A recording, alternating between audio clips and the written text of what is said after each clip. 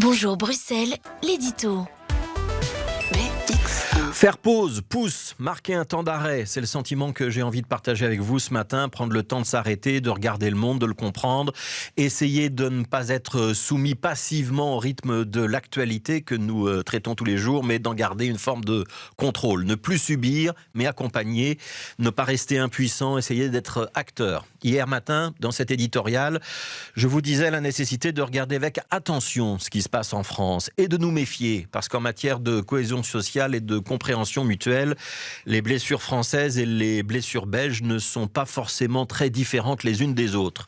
Et que oui, le comportement des policiers, même s'ils ne sont qu'une petite minorité dans ce cas, lorsqu'ils se permettent des violences gratuites, des injures racistes ou des abus d'autorité, notamment vis-à-vis des jeunes, sont autant de petites mines déposées dans la conscience collective de la jeunesse, des brimades, des injustices dont on se souvient plus tard et qui servent de carburant à la colère et à la révolte. Et quand on marche sur un champ de mines, on a intérêt à regarder où on met les pieds.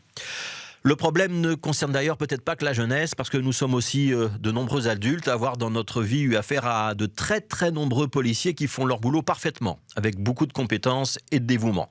Mais aussi avoir dû croiser parfois d'autres policiers qui déploient une agressivité ou une rugosité inutile, pour ne pas dire un abus d'autorité parfois manifeste. Et pour ces policiers qui dérapent, la pause s'impose aussi. C'est à leur hiérarchie d'en prendre conscience s'ils veulent rétablir la confiance, parce que la police a le monopole de la force. C'est comme ça que fonctionne notre société et notre état de droit.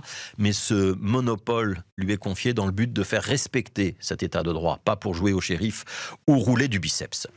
Faire pause, c'est aussi ce que souhaite probablement Adja Habib, la ministre des Affaires étrangères, puisque hier après-midi, la majorité a voté finalement comme un seul homme la motion pure et simple qui maintient la confiance dans la ministre ainsi que dans le chef du gouvernement. Comme un seul homme, moins 2 abstentions symboliques. La ministre est donc sauvée, mais elle sort éreintée de la séquence, abîmée par une communication maladroite, plombée par l'affaire des visas, dépréciée par l'exercice de la realpolitik, comme on dit, et des compromissions avec un régime iranien qui est pourtant peu fréquentable, alors qu'elle était censée apporter un vent de fraîcheur et prétendait faire de la politique autrement. Pause encore dans le réchauffement climatique. On aimerait que ce soit possible, on sait que ça ne l'est pas. Avec une humanité qui donne l'impression de foncer dans le mur en discutant tranquillement de la couleur de la prochaine voiture. Les relevés météo, eux, ne font pas de pause. Le mois de juin 2023 a bien été le plus chaud jamais enregistré chez nous. Nous volons donc de record en record. Vous noterez que les autorités françaises, elles, ont déjà acté qu'il fallait se préparer à un réchauffement de 4 degrés en France d'ici 2100. Alors pause, nous allons la faire. La semaine prochaine, Bonjour Bruxelles passera en formule été. Nous allons continuer à vous informer, mais avec un format un peu allégé.